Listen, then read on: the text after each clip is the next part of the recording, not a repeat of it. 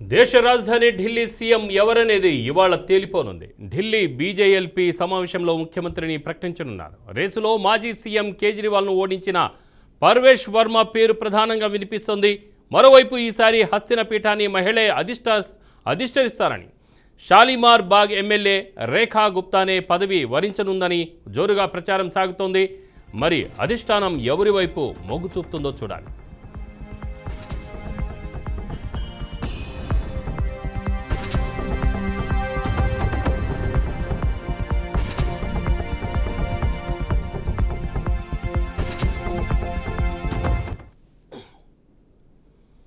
దేశ రాజధాని ఢిల్లీ సీఎం ఎవరనేది ఇవాళ తేలిపోనుంది.